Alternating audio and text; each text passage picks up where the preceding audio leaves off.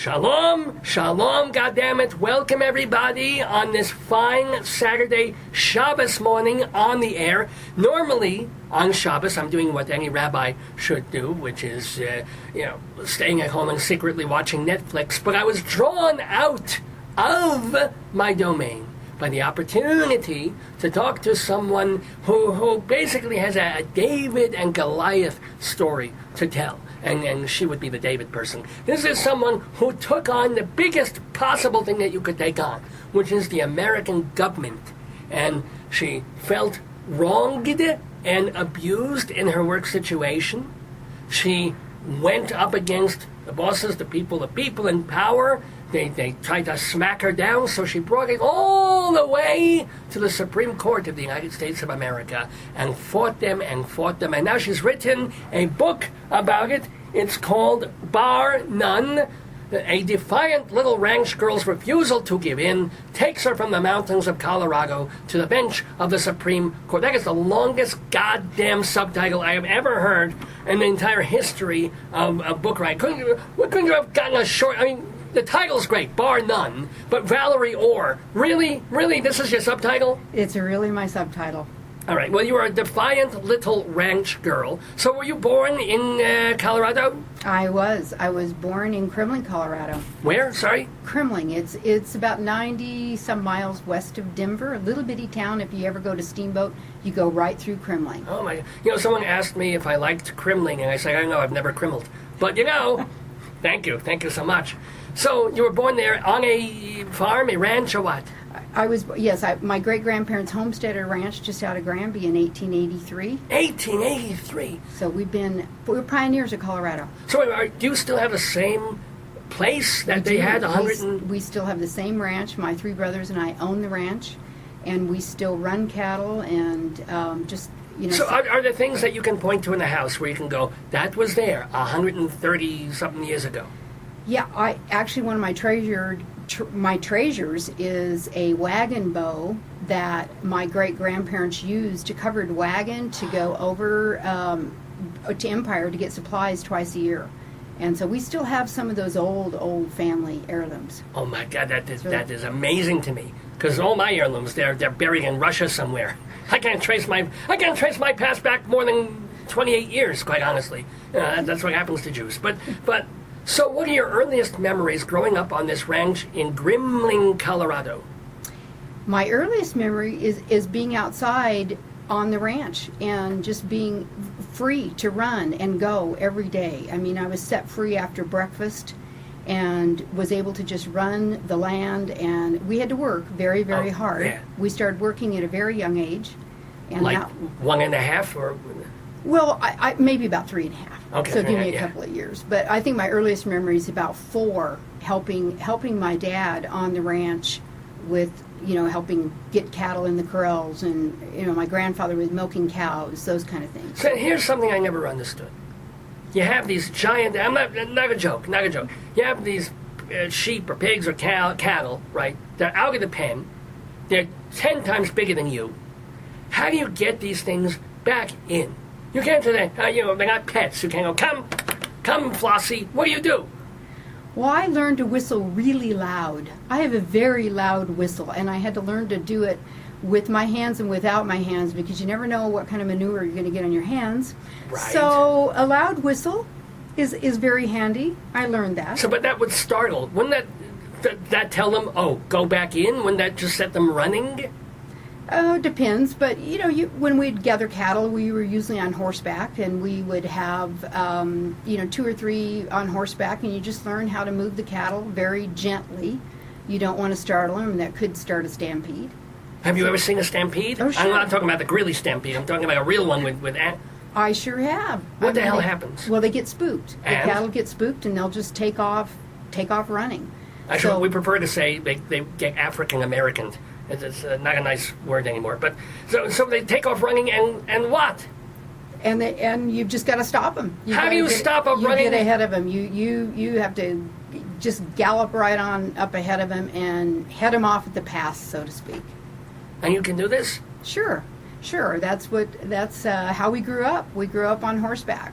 So wait, and it said somewhere in the thing that you can rope Can you do a lariat, a lasso, or whatever the hell that is? Well, I learned how to rope, but I am not a good roper. But my brothers all roped. In fact, 2 of my brothers went to college on rodeo scholarships roping. There's a rodeo scholarship? There is. This is why America isn't like the Chinese. They're learning math, they're learning physics, they're learning. The Indians come here, they're creating rockets. But no, Americans. Oh, I know how to rope. I can tie a lasso. The true American West. Yeah, well, it really kind of. So they can literally take a thing, tie it, swing it around, and get a thing on the horns of an animal? Right. They swing it around and they lope it out and hook the calves or the cow's hooves. Oh, they get the feet. That's right. They get the feet. Well, if you're team roping, you've got 2, and one is roping around the horns or the head, right, and the other is roping the back feet. And then you loop it around the saddle horn and stretch them out so they can't go anywhere. Wow, I wish I could do that to women. They can make me a ropist. I don't know what that means.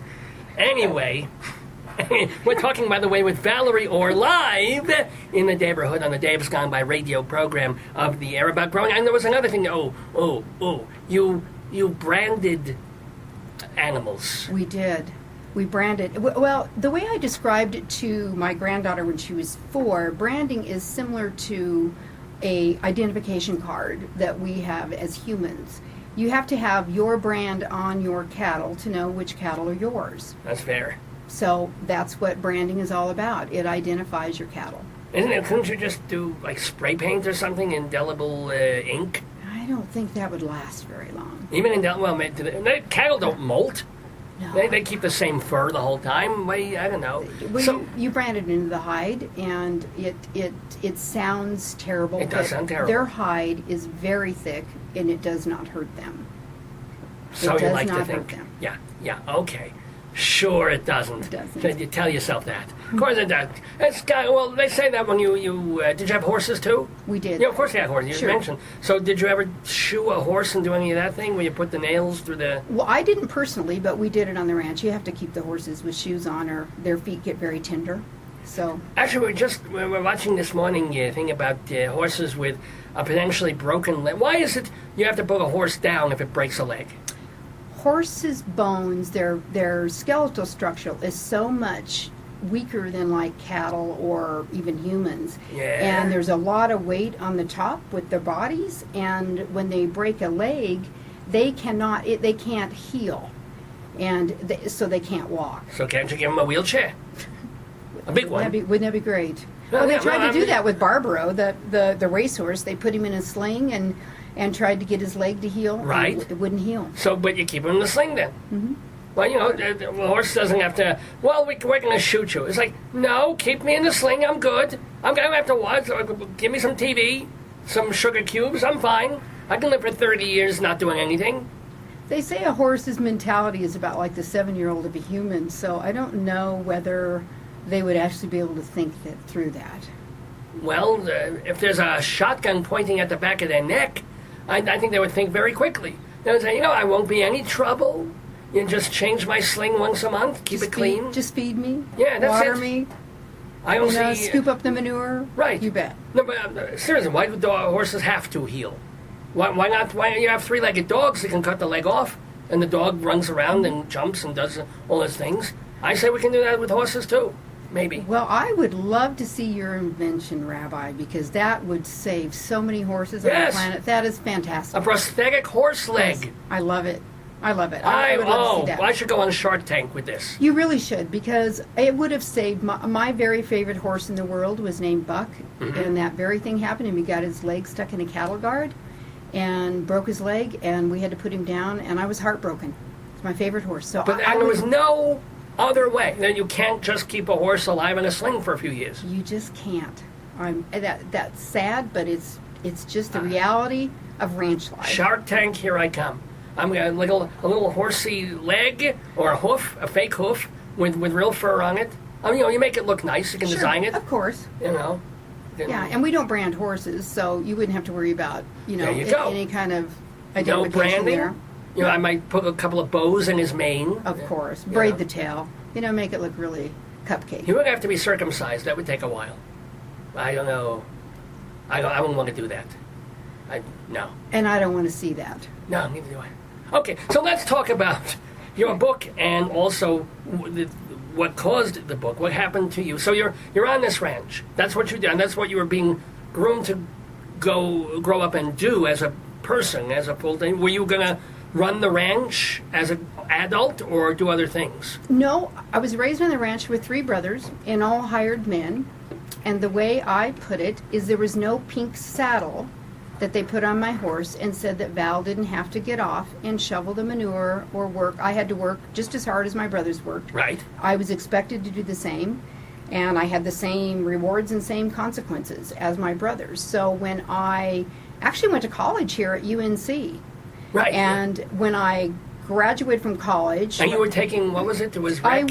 I majored in recreation and leisure, and I minored in dance here at UNC. You minored in. No, wait. Why wouldn't you take? I mean, it's not really a farming college, but why didn't you take? I don't know, horses 101, or you knew everything already. Well, I probably would have gone to CSU if I would have wanted to do that, but I Yeah. didn't want to do that. I didn't want to be a rancher. Oh. That wasn't where I wanted to go. I wanted to get into an industry, and I thought recreation was a great industry to get into. So that's why I came to UNC. They have a great department They here. do, and dance as a minor.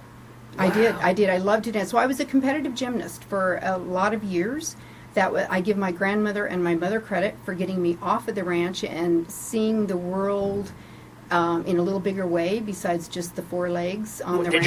Were you ever an Olympic hopeful or not quite that? I don't think I got up to some of the elite levels, but I wouldn't have made it to the Olympic level. My coach did, Debbie Hill. She was an alternate on the '68 Olympic team. Wow. And they were.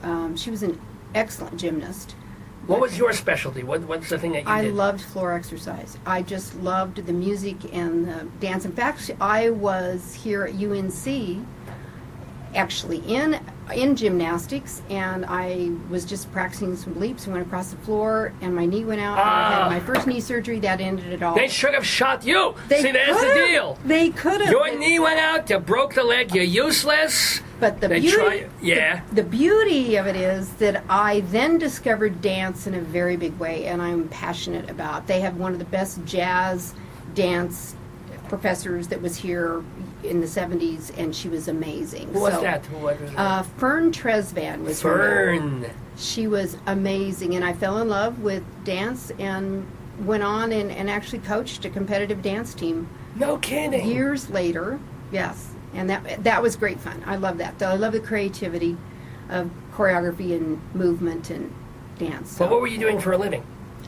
Well, I got married, Oh, and my husband and I had a little construction company. It was a highway That construction. must have been tough to birth. Ow. It was. That was tough. We installed guardrail along the highway. Oh, So cool. all of the highway work is most all the highways are either state-owned or federally owned highways. So Okay. you have to bid those jobs. We were a subcontractor. We'd bid the work, and a lot of times we'd be the low bid on the job, but wouldn't get the work sometimes because we were not considered a DBE, or a disadvantaged business enterprise, which means a minority-owned company. And All right, now what years was this? We're talking 1980? Yeah, it would have been in the 1980s. Okay. The company was started in 1977. Oh, wow. And so this was during the 1980s that we started losing a lot of jobs. And I just thought, well, this is wrong. Why should the government look at us just strictly off the ownership of the company? And I could have played the game. I owned the majority of the stock in the company. As a woman, I could have applied for the DBE status to be a disadvantaged business enterprise. Right. But I shot back to my ranch upbringing on the ranch.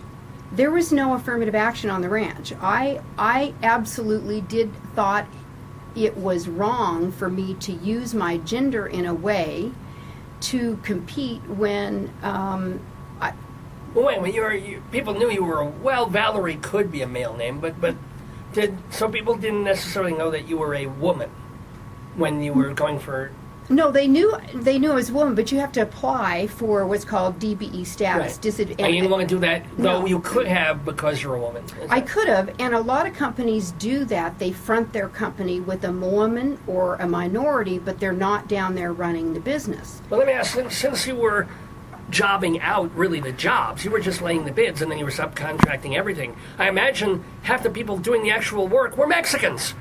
Well, there was a lot of minorities on that we employed. Yeah. But so you might as well, But name one of them vice president. Well, we could have, and a lot of companies do that. But I thought that it was wrong that the government was looking at me as a woman and saying, "You're not quite capable enough. So well, no, they were looking at you. Actually, it's almost flattering. They felt that you, as a woman, were not minority and deserving of it. I guess they felt that women at that point were on the level of men. That's almost flattering, no? No, they didn't think so, because a lot of women, applied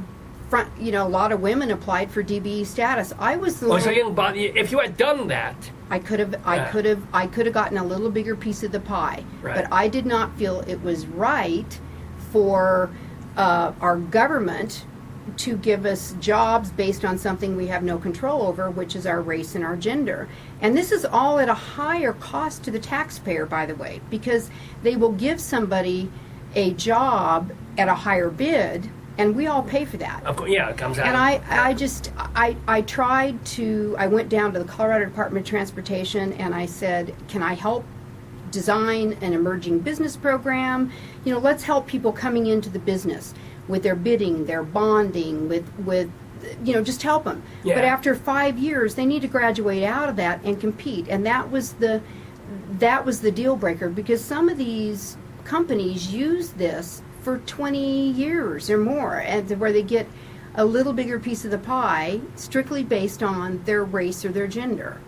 And so CDOT would not do that. CDOT is the Colorado Department of Transportation. That's correct. I'm sorry. Yeah. And then I went down to the legislator, down to the Capitol, and talked to anybody that would listen to me. And basically, I was just patted on the head and said, Val, what's the problem? Play the game.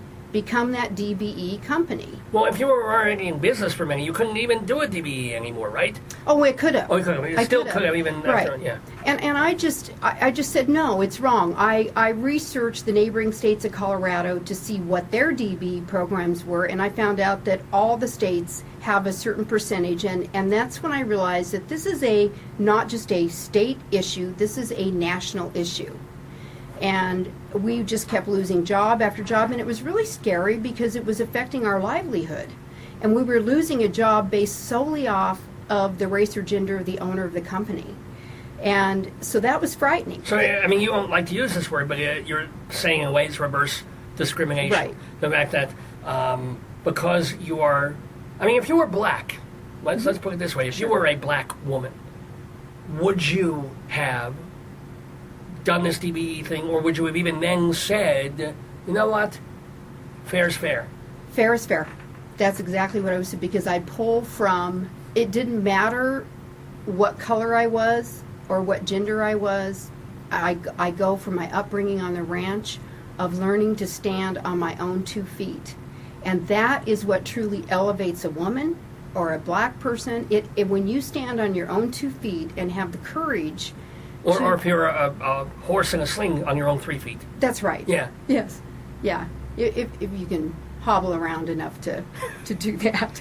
So, but no, I wouldn't have changed that. I could have very well have done that, but it just went against what I thought even America was founded upon, and that is equality for everyone. So you're going to the Capitol and you're meeting with these people, or right. When they're deigning to meet with you. And you get, well, they're very nice to meet you, thank you, no thank you, da-da-da. How did it go beyond that? How do you say, well, I'm not getting yes for an answer? What was next? What was next was I found through my dad a legal foundation called Mountain States Legal Foundation. Never heard of them, but I went and approached them about taking my case. And of course they didn't know me. They had to vet me and make sure I wasn't some wacko, white supremacist or God, yeah. weirdo. And they vetted me and found out that we were legitimate, and we had all the documentation of losing jobs when we were low bid. And they decided to take our case. And they warned me at the very beginning. They said, Val, get ready, because you're going to lose through all the appeals courts. That's just the way it works. And if the Supreme Court, we will petition the Supreme Court, that's a big if they hear the case, that could take at least 5 years, all the losses through the appeals. And there's probably at least 8,000 cases that petition the U.S. Supreme Court every year, and they only maybe hear 1% or less of those cases, so maybe 80 cases in a year. And it proved to be true. We lost every through the appeals court for 5 years, and we petitioned the Supreme Court, and I was never more humbled in my life is the day I got the call that the U.S. Supreme Court had granted cert, and our case was going to be heard at the U.S. Supreme Court, and that was 5 years. But here's a question, in going through all that, were people taking your case pro bono? Did you have resources? I mean, that's, you're talking lawyers, serious-ass lawyers. Sure. Mountain States Legal is a foundation that takes cases based on principle. So we did not have to pay lawyer fees, and that's the cases that they take. But what we did is pay for expenses, if there was printing expenses or travel expenses, and so we paid for anything related to, to the expense of what the case would be. So if you were to tally up all the money that you had to spend, even though you had this foundation helping, is it in the six figures? It would be, I think. I mean, it was, I don't have the numbers, but it was, when you do this over the course of years, it just adds up. Well, yes, of course. And we shouldn't end up having one appearance before the Supreme Court. We ended up before the Supreme Court 3 times. Wait. Okay, so the first time, they heard your case. They heard our case in oral arguments. Right. And we won the case. Which are so much more fun than the anal arguments, by the way. Absolutely. Continue. Yes. Yes, that is a lot more fun. You make me laugh. Thank you. You are so funny. Why, thank you, darling. So, and then they heard the arguments and we won 5-4. And I don't want to get into all the legalities of it, but the winning at 5-4, what they did is they didn't end the use of these DBE programs. Because what I did is challenge it under the 14th Amendment, which is the equal protection that we all have. And they remanded it back to what the federal district courts, but what they did, and I'm only going to use 2 legal terms, is they narrowly tailored these programs. And then they also put strict scrutiny, meaning that they were a lot stricter of who could become those DBE companies. So we didn't end the use of these programs, but we slowed it way down. It was just one step in slowing it down. Okay, so now it was just more like you really had to prove you're a minority. Sure. Right. Or you were truly disadvantaged because you were a minority, because the minority list was huge. I mean, they would have Samoans in there. They would have Eskimos. So I like the Samoans, but not as much as the peanut butter cookies. Those are better, actually. Exactly. Yeah. So the list was huge, and how had they ever truly been discriminated against in Colorado, in the field of contracting? Lady, you don't know what Eskimos go through to work here. You have no idea what the Inuits, they come in, they swim over. It's tough. It's tough when they're trying to start up a company. I can imagine it is. And Jews, oh my God. We're lucky we're not burned in our houses at night. That's true. Thank you. Very lucky. You're very lucky. Thank you. So you won that minor victory in the Supreme Court that first time you were there. Well, at the time it was considered a landmark victory, because what it did was really, my whole goal in this was to change the law. I was asked very early on if I wanted to sue for money, and I said, no, absolutely not. This isn't you're not Jewish, I'll tell you that. Okay. This isn't about money. This is about what's right for individuals in America and how we treat individuals. Not group rights, but individual rights. Right. So we won, and I was thinking, great, we're done. Let's just do our job. And it was during the Clinton administration, and I don't know if I'm actually sure which department. They were saying that our case, Adirond Constructors, was moot, that we didn't have standing to be there. Why? And so, because they thought that, see, we addressed this on the federal level, and they were saying Oh, it's a that state issue? It was a state issue. Go figure. The Democrats are saying it should be a state issue. All right, yeah. And we based it off of a federally funded highway job that we lost in southwest Colorado, so it was a federal issue. Yeah. And so I sued him again, this time a second appearance. So when you, wait. So when you say they said it was moot, the court struck down the ruling? What does it mean when the government... No, they wanted to challenge that ruling, that our first ruling wasn't, I think they wanted to invalidate that. How do you invalidate what the Supreme Court has voted? Good point. Very good question. I'm asking this. Yeah. Yeah, very good question. That's the question I had. How can they do that when we were just there and we won the case? Right.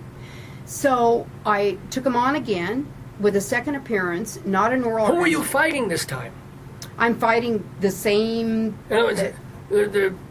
What branch of the government? I mean, well, this would have been probably with the Federal Department of Transportation. Okay, all right. The first case was named Adirond v. Pena. Pena was the Secretary of Transportation at the time. Okay. So that's where the suit was, Adirond v. Pena. The second case, I get these two kind of mixed up, Sure. but it was either Adirond v. Slater or I knew Adirond v. Slater. Or- Wonderful man. We used to play bocce together. You did? Yeah. I hope you won. I cheated, but I won, yeah. Great. Or Adirond v. Mineta. All 9 justices ruled in my favor that yes, we did have standing to be there. The case was not moot, and that was a slam dunk. So that's great. So that was the second time you were up against. The second time, boom. Yeah, and that was just an appearance. And all that did, though, was reinforce the narrowing. That's right. Okay. That's exactly right. So I'm thinking again, great, we're done. Let's just do our job, go to work, put some guardrail up. Well, then the Justice Department was not complying with the ruling, so I sued them. How could you tell they weren't complying? Because these programs are not being narrowly tailored, and, So you would go through all the people, I guess it's public record, of who gets contracts. Yeah, our attorneys were really keeping track of this for me. So anyway, we ended up with a third appearance, and this time in oral arguments, which was extremely rare to have one case that appeared before the Supreme Court 3 times, and this was right after 9/11. So it was, in fact, those oral arguments were October 31st of 2001. Yeah. And it was probably one of the first times in history that our case, they had to close down the Supreme Court building because of anthrax. Oh, my God. Our case was heard in one of the other courtrooms in Washington, D.C. You're a ranch herd. They probably thought it came from you and your cattle. Could have been. Could have been. No wonder they ruled in your favor. Oh, my God. So that was in 2001. And were you physically there, by the way? Oh, yes. I went to both oral arguments. No, wait. Let me be clear. This is the United States Supreme Court. Yes. So we're talking about the people we all know. You saw them. Yes. You heard their rulings and their... So I am curious about the workings of this. Like, it must be public record. So who was for you? Who was against you? Was Ruth Bader Ginsburg funny, sexy, hot? What? Well, she was actually my daughter's favorite justice, but she was against me. Oh, the bitch. Why? Yeah. She just disagreed. She thinks that women ought to get preference and minorities ought to get preferences in she's liberal. Okay, contracting. That makes sense. I'll bet Scalia was for you 100%. Was on my side. Justice Thomas was for me at the time. The Chief Justice was Rehnquist. He was on our side. Oh, my God, yeah. Justice Kennedy. And I'm trying to think of the fifth one because we the Schwarzer with the pubic hair, was he there yet? Which one? The Schwarzer with the pubic hair. Well, what's his name? Thomas. Yes, Thomas, Justice right? Yeah. Thomas. Yes, yeah. he was in my. He ruled for me. Yes. And he's one of my favorite justices, by the way. Is he really? He is. He says nothing on the court. It's so interesting when they're up there. It's fascinating to watch these justices because he is there intently listening. But he never says a word. Really? But he is very active, from what I understand. The way it works is each side has 30 minutes to argue their case. Is that it? Yeah. That's it. So you're in there for 1 hour, and it is a firestorm. I mean, the attorney could be in the middle of a sentence and will interrupt you. They will fire you with questions. But believe me, these justices have done their homework before they're ever in oral arguments. They're familiar with the case. They've read all the briefs. They know how they're going to vote. So their questioning really is geared towards what they write in their decisions. Exactly. Yeah. And the other side. So you can kind of get a little bit of a flavor of maybe which ones could be for or against you. But you don't know that until, of course, they announce the ruling, and the more controversial ones are not announced until right before they want to get the hell out of town, which is right, at the end of, in the end of June. Right, we're waiting for the gay marriage one, exactly, yeah. Sure, so they won't announce those right away. In our case, we were heard in oral arguments. Well, yours wasn't that controversial that they'd be so afraid to...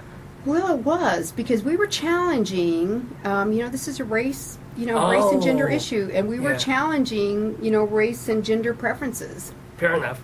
In contracting. So our oral arguments the first time were January 17th, and I think our announcement of the ruling came out in June 12th. So they waited until the last to announce our case. But the justices go into basically executive session right after they hear an oral argument. And now you're not with them. They're in their own little anthrax-free room. Not even their staff is with them. It is those 9 justices. They're in that room, and that is when the knockdown drag-outs go on, from what I understand. Yeah.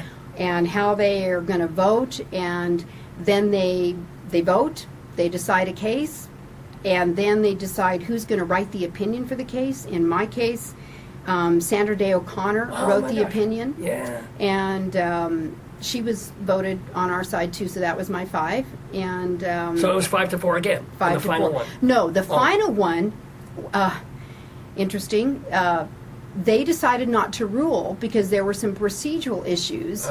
So that ruling, they didn't even rule on that on the last case in 2001. But they said that the 95 ruling stands.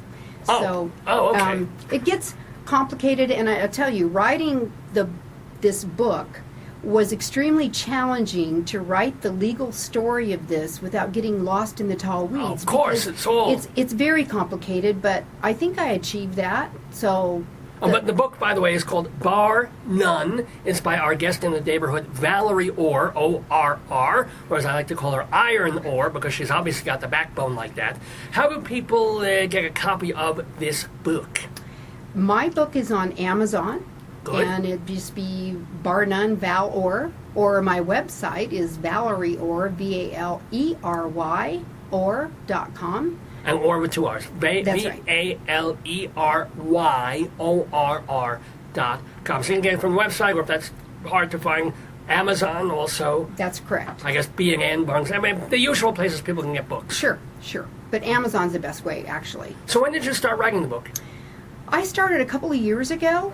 I've been wanting to write it for a long time, but I wanted to find the right person to help me, because I wanted to be able to tell this story in a way that it's not a legal read and it's not an academic read. I wanted to tell it from the human heart and the human side. It's a very human story. Yes, It's about going to the Supreme Court, but there's a lot of background there, backstory of why I did what I did and what made me, I've got several stories that really were pivotal in my life on what made me take such a strong stand about how we're treated as individuals. Well, what's one of those reasons? One of the stories is I was 16 years old. I was working in the hayfield on our family ranch. Sounds hot, yes? Yeah, I was driving a tractor.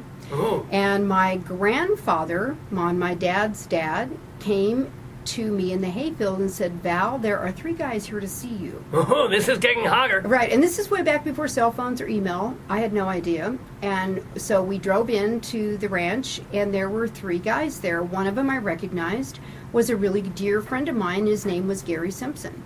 And he was the first black American I'd ever met in my life. I'd met him through an offshoot of Up With People called Sing Out West Grand. We started a singing group similar to Up With People. And Gary was in that cast, and we had become pen pals. So I'm writing to Gary, and we're writing back and forth, and Gary, on a whim, got 3 friends and decided, let's go surprise Val at the ranch. Well, my grandfather saw that he was a black guy, and I had to get back to the hayfield. As we drove back, my grandfather started questioning me about Gary and forbid me to ever write or talk to him again. Just because he was black. Just because he was black. He knew nothing about him, but it was just his skin color. And I remember sitting in that pickup, driving back on the bumpy meadow, and I remember flashing through my mind, Val, what do you do with this? Are you going to take a stand? This is wrong. Or do you buy into if this? the guy was Korean, I could understand, but black, Don't get that. I decided in that moment I was going to take a stand, and I got out of the pickup. I went around. Whoa. I stood boot to boot with my grandfather right there in the dirt of the hayfield, and I said, you're wrong. Gary is my friend. I will write to Gary, and that's just the way it's going to be, and I never looked back. And I decided that day that judging someone based on skin color or gender is wrong. And if it's wrong for the individual, it should be wrong for our government. Our government should not treat us differently. And it's how we treat people every day of our life. And that was the very first stand I took to really fight for the individual rights. I had no idea at the time. I was 16. But I never wavered from that. And so then when we're faced with losing jobs based over something that we have no control over, I thought it was wrong. I don't want my government to look at me that way. Have you stayed in touch with Gary Simpson? What was so fabulous was when I wrote this book, I wanted to find some of these people. I found Gary 40 years later. Yeah? It was so great. Please tell me he wasn't in prison on a rape charge. Oh my, no. Gary joined the Air Force. He's traveled the world. He's retired from the Air Force. And of all things, what he does now, he contracts with the Air Force. Whoa. But what he does is award jobs based on race. No! I know. He does. But I love Gary. We are great friends. We will never, ever lose track of each other. Oh, that's wonderful. He's just, and I was able to find another little gal that just meant the world to me. She was... see, that's sexist, calling a woman a little gal. Well, she was. She was a 7th grader when I met her. Oh, she was a little gal, yeah. She was. And I was able to find her when I wrote the book. This was a story... It was after we won our case in 95. It was 97. I was testifying before the Colorado Senate on a bill that was coming up. And it was me, my attorney, and a friend of mine who happens to be black. There was 3 on our side, and there were 100 or more on the other side. And the other side had paraded out this little black gal, 7th grader, that was adorable. But she got up to the microphone and she goes, my name is Nicole Retland. I am a 7th grader from an IB student at which is International Baccalaureate student, oh, wow. Straight A student, at Hamilton Middle School. As a middle schooler, she's in an IB program. Good Lord. Her dream was to be a medical doctor, but she said, I can't be a medical doctor unless I have affirmative action.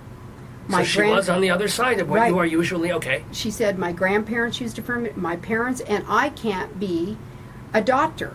My heart broke for that little girl right there because I thought, what are we doing to our young people that they don't believe in themselves? This saddened me. How can we do this to... So my heart broke for her.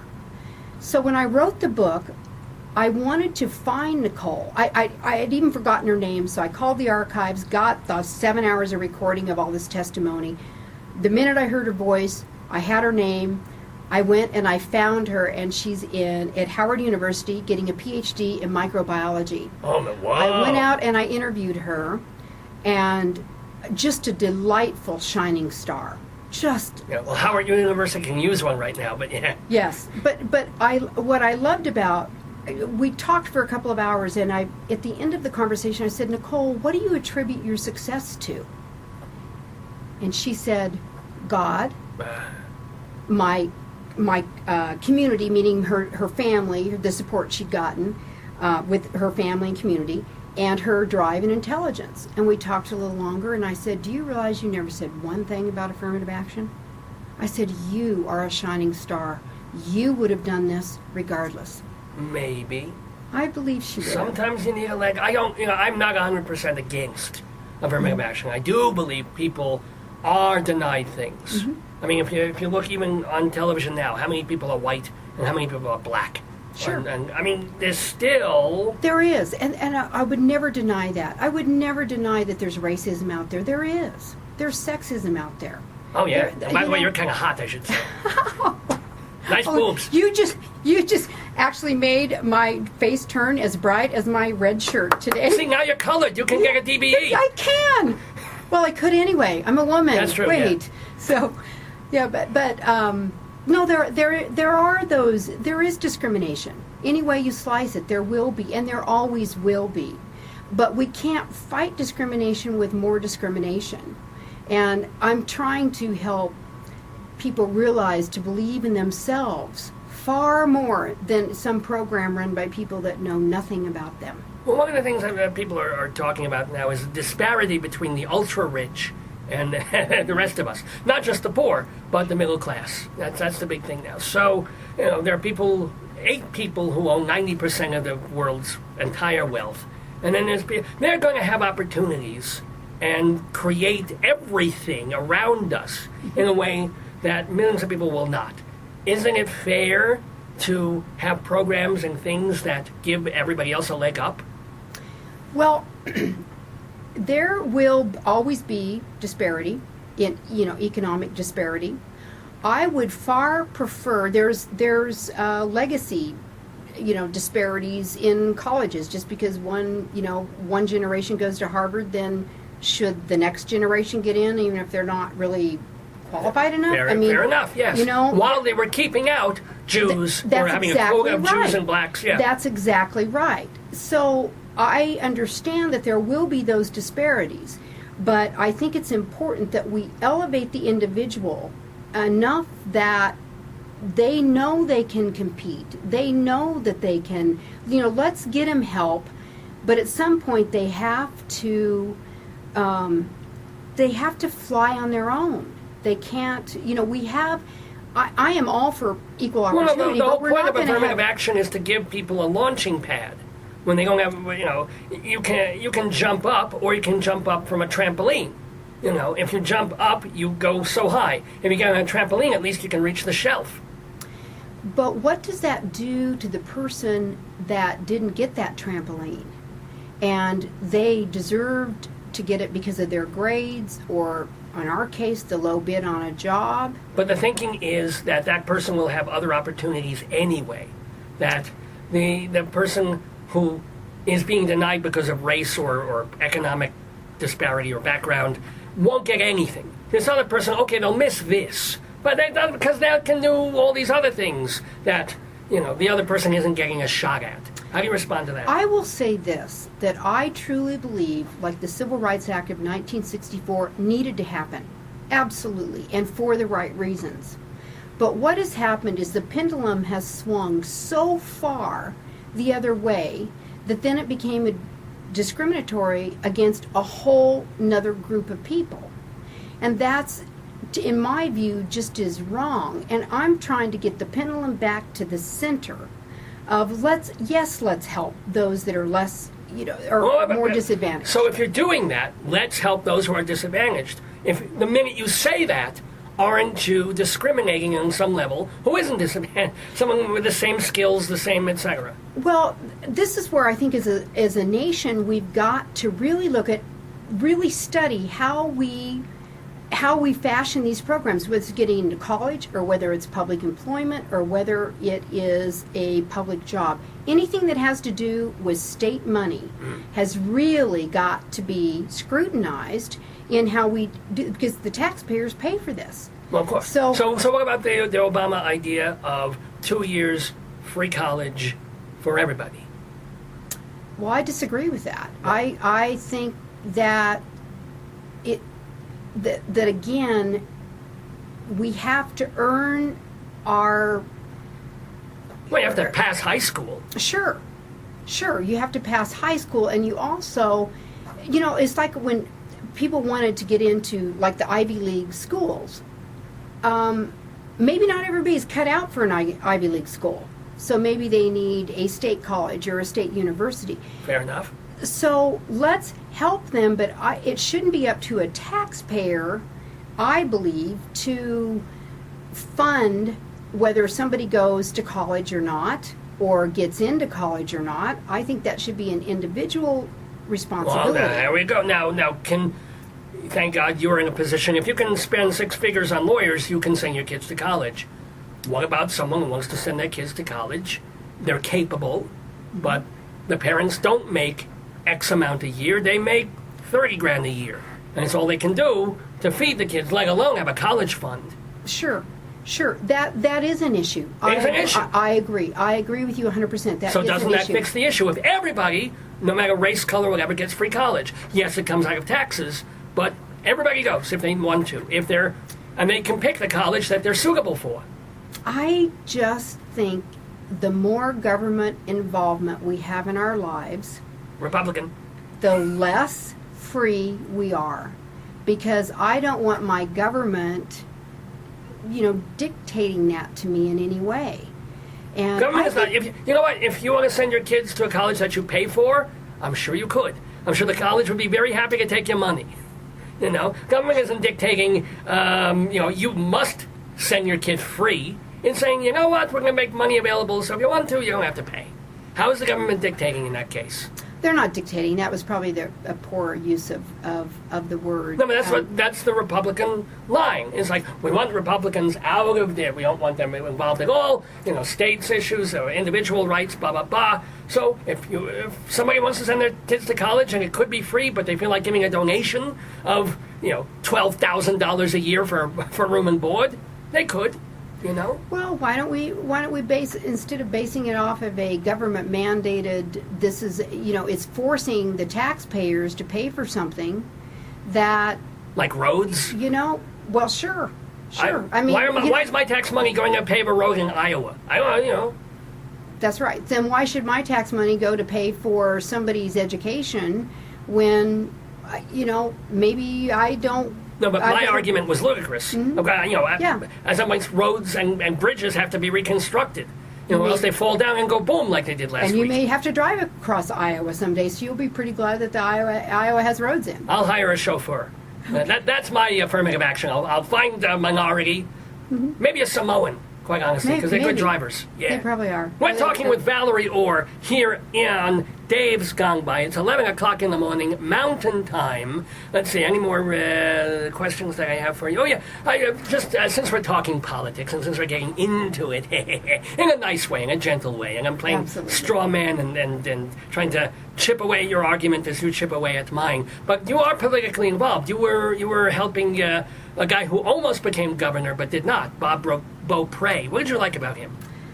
I worked for Bob in Washington, in his Washington office, and doing legislative work for him. What I liked about Bob is, I'll just tell you what I told him.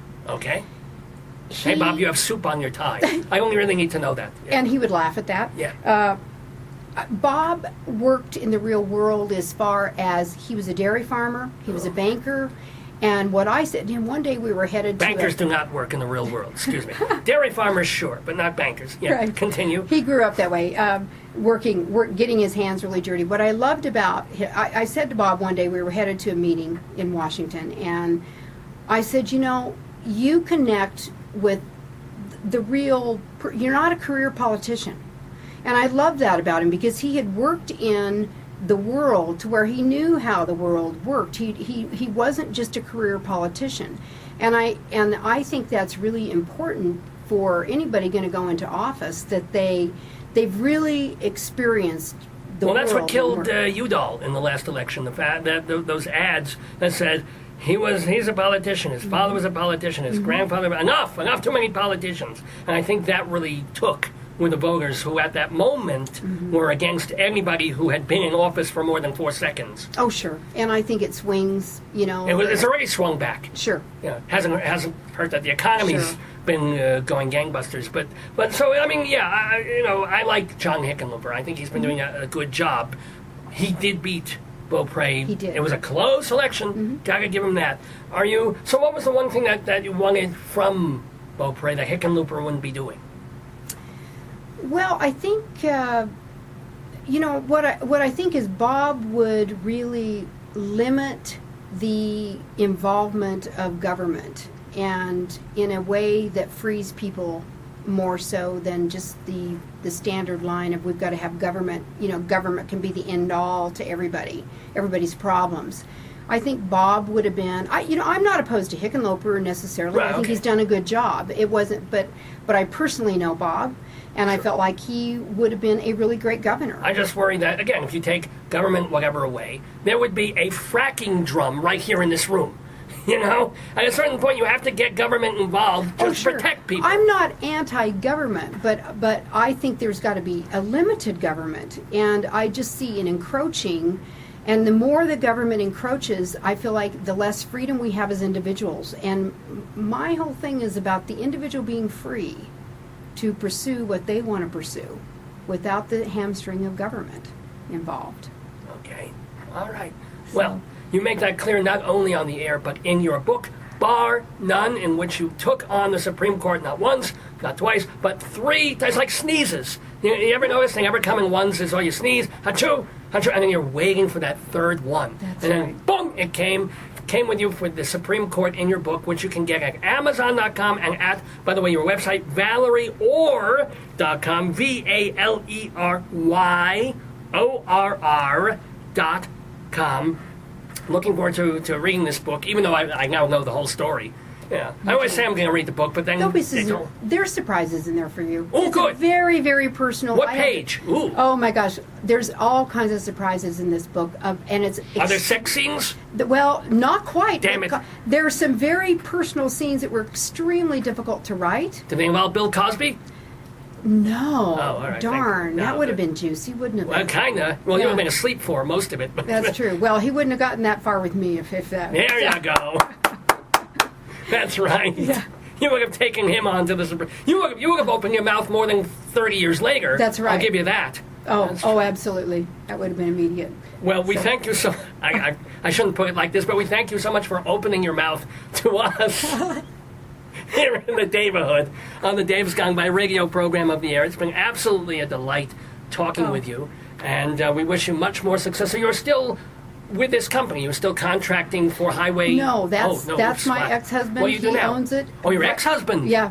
Oh, so you're single? Yes, I am. We were divorced probably about 10, 12 years ago. Was it the stress of the court stuff or just other stuff? No, there was other stuff. You read the book and you'll see that. Oh my God, who is he No. stooping? What page? No, I'm kidding. I'm kidding. So is there a potential Mr. Orr the second or something? No. I'm totally single and Ooh. really focused on the book and Sure. where the book is going to go. I've got some irons in the fire with the book. And So- do you have a job? I mean, the book, writing a book is a job, and promoting a book is a second full-time job. Is that your job? That's my job. That's Awesome. my job. I'm raising a granddaughter too. She's 8, so I'm you're- kind of a And your mom. kids, right? I do. I have 2 children. Well, you have a granddaughter, of course. You have Right. Are they running the ranch, or who's? what's- No. My son is in San Francisco. He's a chef, and his wife is an event planner for one of the Chevron Oil or something like that. But so who's got the ranch? Well, my 3 brothers and I. Oh, the brothers. own I the forgot ranch, about yes. them. Yeah. So we, I will never run cattle on the ranch, but one of my brothers runs cattle on the ranch. So we just all go up there and still walk the ground that great grandparents walked. Wow. Well, we thank you for treading that ground here in the neighborhood. Valery Orr, single, available. I won't say needy, but out there. No, I kid. Certainly, she needs you to buy her book. It's Bar None, available on Amazon and other places. Thank you so much. Oh. We're gonna go out of this segment with a Neil Young song, which I think says everything about it. It's called "Don't Be Denied," and if there's a word that encapsulates what you've done, I think or 3 words. It's "Don't Be Denied." Here's Neil Young.